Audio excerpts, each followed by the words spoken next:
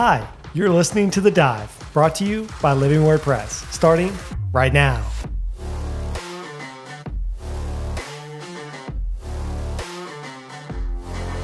Hi, welcome back to this week's episode of The Dive. We have, I think, a really great question. It's similar to a question we had in the previous season. And this is something when I think the first time I read it and the first time I think a lot of people read this, you're kind of like, man, God seems a little unfair here. But was God justified in striking Uzzah dead when he touched the Ark of the Covenant in 2 Samuel? Yeah, let me just maybe jump in and read the passage, a couple of verses anyway. So this is 2 Samuel 6, 5 through, let's go through 9. It says, "And David and all the house of Israel were celebrating before the Lord with songs and lyres and harps and tambourines and cymbals. And when they came to the threshing floor of Nacon, Uzzah put out his hand to the ark of God and took hold of it, for the oxen stumbled. And the anger of the Lord was kindled against Uzzah. And God struck him down there because of his error, and he died there beside the ark of God. And David was angry because the Lord had broken out against Uzzah, and the place is called Perez Uzzah to this day. And David was afraid of the Lord that day, and he said, 'How can the ark of the Lord come to me?'"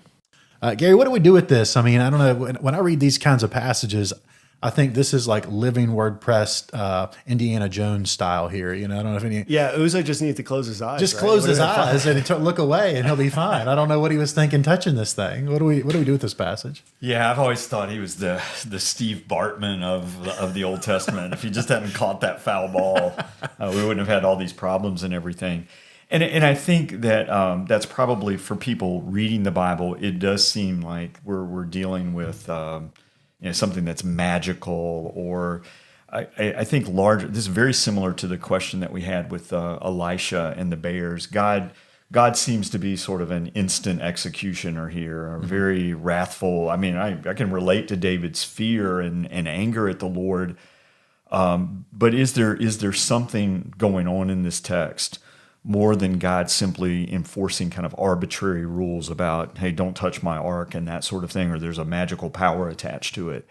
And I really do think that what's going on in this text is that it's not as much God's anger at Uzzah as an individual. I mean, I think Uzzah had good intent here, but I think there's a larger lesson for David and Israel that they need to learn about the honor, the respect, the awe that Yahweh is to be given as their king.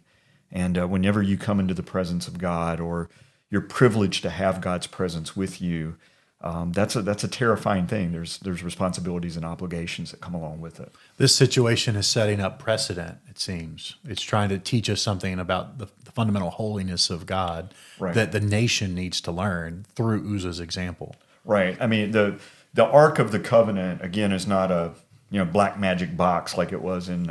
It's not a lightning rod or something like that. Right, in Indiana Jones and that sort of thing.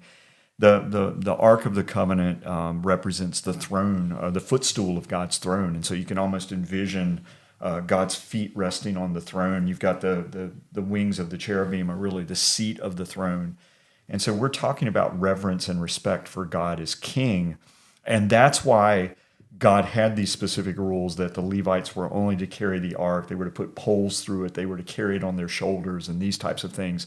That was the proper way to respect the holiness of God and his sovereignty.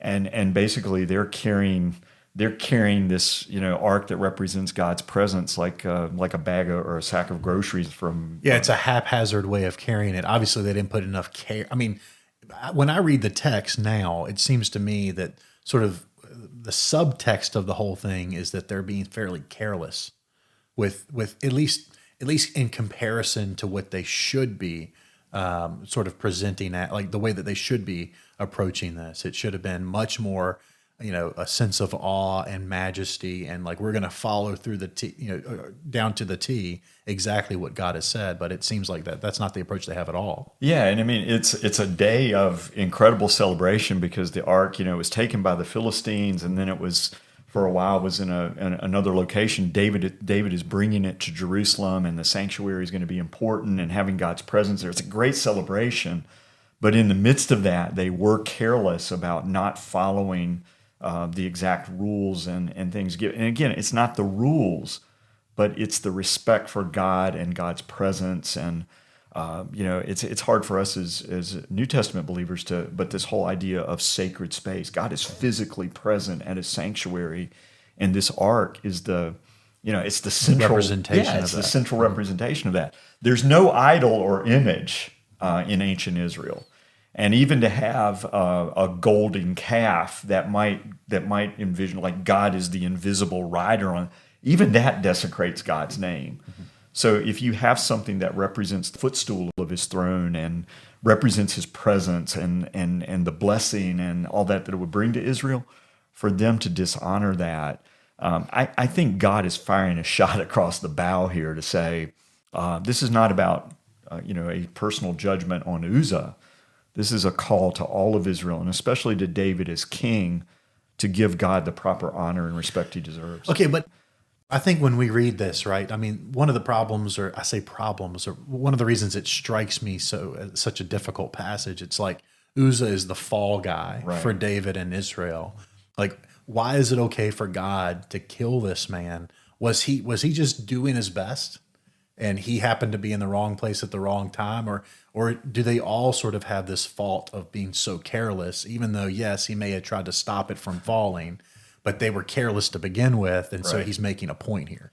Right. I think it's a larger sense of we are very individualized in the way that we read this story.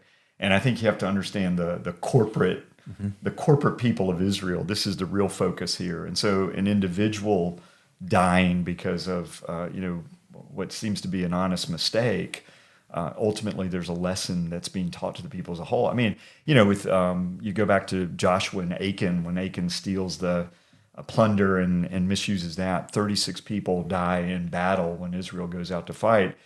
It's not their fault, but there's a corporate responsibility given to Israel as the people of God as a whole, and I think that comes out in this story as well, right? I think so. I mean, our individualism, because of where we're born in America and so forth, like this seems like such a foreign worldview. It's not fair, and it's not. I mean, I really do think that in judging this in terms of what God did to Uzzah, but when you look at what God did to Israel, I think that's and especially the lesson that's being taught to David here. There's a couple of ideas I think go along with this idea of God as king. The problem for David, and this is going to be an issue for Solomon as well. Solomon builds the temple, and that begins with David has a desire to build a house for God, which is a good thing, and to honor the Lord and to give Him a house that's worthy of His name and recognize His kingship. And the word temple, is palace, and it's the same word for palace in Hebrew. But there's always the problem, with human kingship and divine kingship. There's always the problem that David or Solomon or later sons of David, they're going to co-opt these things for their own political purposes. And the kingship of the Lord almost becomes subordinate to the kingship. The human king is using this for propaganda. And really, Israel has already done something like this. Initially, they lost the ark because they were battling against the Philistines. The battle's not going well, and it's like, hey, let's take the ark into battle. We've got touchdown Jesus with us, so we're gonna win the battle. The Philistines capture it, and God's basically saying there, I'm not going to be co-opted as your good luck charm. Then when the Philistines take him back to their temple, their god Dagon is fallen over and his hands and feet are cut off. Like, God has not been defeated by the gods of the Philistines. But the Lord is teaching Israel a lesson, and this is just a continuation of that desecration of God. And another passage, just in thinking about all this, Song of Solomon, chapter 3. It's picturing the royal wedding of Solomon, and you've got like 60 attendants that they're bringing. They have this carriage and royal litter, and they're carrying him, and the king makes this really awesome appearance. If the human king is being honored in this way, again, why is God like a sack of groceries on the back of a cart here? There's something out of place in treating the Lord as king in this way. Yeah, man, that's good. Yeah, and one follow up is like, so now we don't have the Ark of the Covenant or the temple or any of those things as New Christian or New Testament Christians. we have the Holy Spirit that resides in us. Is there kind of a weight on us? And, we hear this a lot, about protecting our own Don't desecrate bodies. the temple. Right. Is there an element of, now because of the Holy Spirit resides within us that we have kind of the presence of God weight on us now? Or Yeah, I think it's different. And, the day that the tabernacle opened for business, Aaron's son somehow, again, violated these. I think they went too close into the presence of God, and God struck them dead. Here you've got another example of how God's presence has to be respected. So I think the whole idea of our bodies are the temple of the Holy Spirit. That's not about eating too many Doritos. It's really about honoring God and obviously sacred space and all these things is not the same, but the principle of God's presence in our lives demand that we honor Him, that we be holy, for I am holy. It's more of a spiritual demand, but I think that responsibility is still there. Yeah, I mean, I would look just at a more sort of a larger picture level, a meta-narrative level. It seems to me that some of these things are being set up and established in the Old Testament as sort of a prefigurement in a way, a context in which we can understand a statement like this: the Holy Spirit is indwelling us. Mm-hmm. It's giving us a sense theologically of what that means, right? And you've got to have the holiness of God as a theological sort of backdrop for the goodness of grace. Under the new covenant, you've got to have those things established. And so, when I look at passages like this, I tend to, no, we don't need to jump straight to the New Testament. We need to sit and understand the passage on its own terms. But God knows full well, in His sense of progressive revelation, how He's going to fulfill all these things. Mm-hmm. And so, yeah, we look at Uzzah and we think, oh man, that doesn't seem fair. But in a real sense, it's not exactly fair that we receive grace either. Right. So it's sort of establishing that precedent that's going to allow the gospel to really transform us, even when that's not exactly fair. So yeah, and the severity of the presence of God at the temple, Jesus becomes the replacement of the temple, and we see grace and truth. But yet, still a demand that. We are to honor Christ. And 1 Corinthians, Paul says, be careful how you build on the temple of God, because God destroys those who, desecrate His temple and that sort of thing. So there is an application and a lesson. And I think part of what happens to us is, when we read these passages in 2024, we want a nice, comfortable view of God that fits with our conception of this is the way things that should be.